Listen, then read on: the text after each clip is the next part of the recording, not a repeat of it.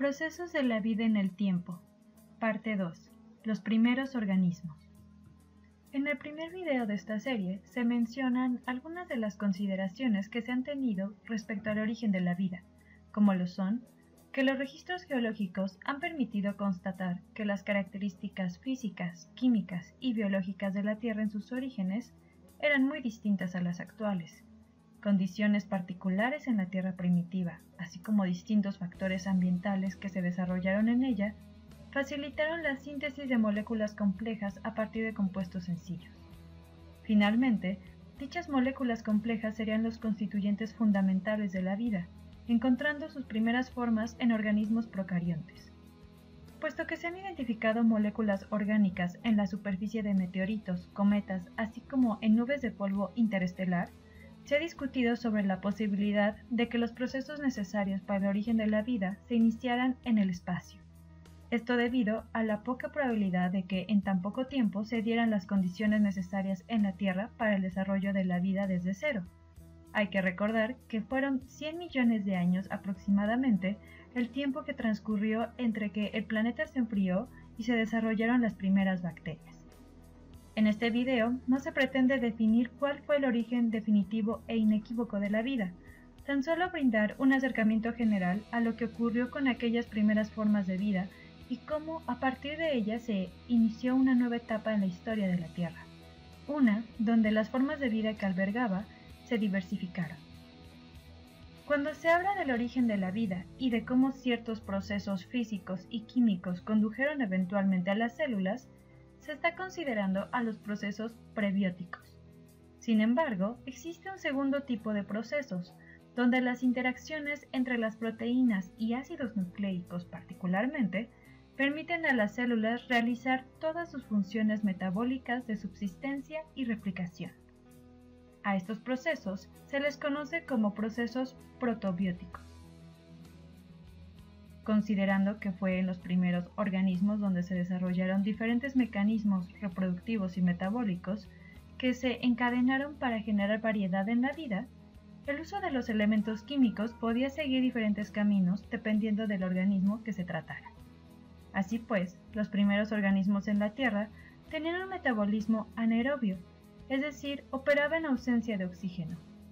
Sin embargo, hace 2.400 millones de años aproximadamente, a principios del Proterozoico, los niveles de oxígeno en la atmósfera incrementaron. No se tiene muy claro cuáles fueron los procesos que promovieron este fenómeno, pero se reconoce que a partir de ello se promovió el desarrollo de organismos que incorporaron al oxígeno dentro de sus actividades químicas, dando origen a un metabolismo aerobio. El incremento de oxígeno en el océano promovió que a finales del Proterozoico se desarrollaran poblaciones de protistas, eucariontes unicelulares como los actuales foraminíferos, los dinoflagelados y amebas, que se alimentaban de las bacterias existentes. En conjunto, los procariontes y protistas formaron comunidades diversas en las aguas superficiales de los hábitats marinos de la era proterozoica. Análisis evolutivos han confirmado que los ancestros de las plantas, hongos y animales eran protistas, aunque el fenómeno de multicelularidad surgió de manera independiente en estos tres grupos.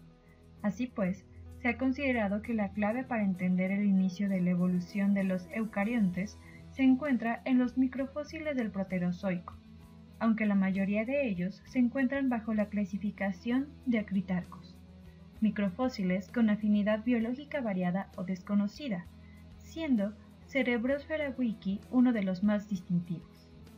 Sin embargo, a través de análisis genéticos utilizando el DNA de fila contemporáneos, se ha señalado que algunos de los organismos que conocemos actualmente, algas verdes y rojas, protozoarios, foraminíferos, metazoarios y cilióferos, se originaron en el periodo comprendido de hace 700 a 800 millones de años. En el caso de los hongos, a través de estudios moleculares, se ha estimado que comenzaron a desarrollarse hace 900 millones de años. De manera más específica, se describe que el reino de los metazoa, es decir, el de los animales pluricelulares eucariontas, surgió en el Neoproterozoico. Para entonces, la Tierra ya había sido objeto de glaciaciones, los niveles de oxígeno atmosférico aún eran menores a los actuales. Numerosas erupciones volcánicas llevaron a eventos de calentamiento y el supercontinente Rodinia, aquel que precedió a Pangea, se habría fragmentado hace 750 millones de años aproximadamente. Especialmente del periodo ediacárico datan las primeras evidencias de muchos de los tipos de organismos o fila que actualmente se conocen. Dentro de la fauna se han descrito a representantes de los poríferos o esponjas, nidarios, moluscos, entre otros, siendo la mayoría de ellos de cuerpos blandos y con simetría radial. Un metasuario típico de estos tiempos es Carniodiscus arboreus, un regiomorfo en forma de fronda que presentaba una arquitectura fractal con ramas que se extendían desde el centro del tallo, el cual podía encontrarse anclado al suelo marino. Una estructura similar se puede encontrar en el género Carnia. Otros organismos representativos de este periodo son el fósil tubular Clodina y los medusoides como Nimbia niesteri. Es así como la biota del Ediacárico marca por primera vez en la historia de la Tierra la aparición de organismos de arquitectura compleja, que además contrastaba por su tamaño, que podía ir de centímetros a poco más de 1 metro de largo, con los microfósiles que dominaban en el Precámbrico, conformando un ensamblaje de fósiles enigmáticos que han promovido interesantes especulaciones taxonómicas. Actualmente se reconocen 3 tipos generales de metasuarios: las esponjas, los nidarios y bilaterios. Las esponjas y nidarios se caracterizan por ser de simetría radial, como aquella que manifestaban algunos de los primeros metasuarios de Ediacara. Pero entonces, ¿en qué momento surgieron los bilaterios? Se ha descrito que alrededor de hace 800 millones de años, los niveles de oxígeno atmosférico parecieron estabilizarse a un nivel relativamente alto, lo suficiente para promover la diversificación de los eucariontes de una manera más acelerada, y con ello el de los animales bilaterales o bilaterios. Entre ellos se ha destacado a Dickinsonia, Sprigina, Parvancorina y Kimberella. La preservación de evidencia de locomoción y alimentación en Dickinsonia y Kimberella sugiere que estas formas de vida pueden representar organismos basales de los animales. Vale la pena resaltar que la radiación de los metasuarios comenzó a finales del Neoproterozoico, pero fue hacia el Cámbrico donde la manifestación de estos organismos se incrementó. A este suceso se le ha denominado como Gran Explosión Cámbrica.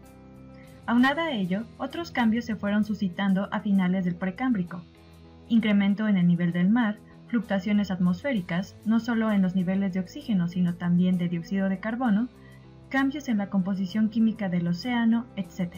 Factores que sin duda estaban jugando un papel importante en la evolución, diversificación y radiación de las formas de vida que se hallaban en ese periodo de transición. Por otra parte, el aumento en los niveles de oxígeno en la Tierra y la consecuente fijación de dióxido de carbono fue un factor determinante en la diversificación de las primeras formas de vida, particularmente durante el Neoproterozoico. Sin embargo, hasta la fecha no se ha logrado definir con exactitud una explicación para la oxigenación desarrollada durante este periodo. Dentro de las hipótesis se ha descrito que las glaciaciones y los pulsos de nutrientes que ingresaron al océano promovieron la producción primaria y con ello la liberación de oxígeno hacia la atmósfera durante intervalos repetidos, siendo microorganismos como las cianobacterias los principales productores, aunque el registro fósil también sugiere que las algas pudieron haber contribuido en dicho proceso. Por ejemplo, recientemente se describieron microfósiles de Arctacellularia tetragonala, eucariontes multicelulares que datan de hace 1000 millones de años, es decir, que se desarrollaron hacia finales de la era proterozoica. En ellos se describieron inclusiones intracelulares asociadas a níquel. Este es un hallazgo interesante, ya que en general este elemento químico es poco utilizado por los eucariontes, a excepción de los hongos y algunas plantas. Sin embargo, se ha descrito que la acumulación de níquel dentro de estos organismos puede estar asociada a la presencia de tetrapirroles, que son agentes quelantes, es decir, que son afines a los metales como el níquel.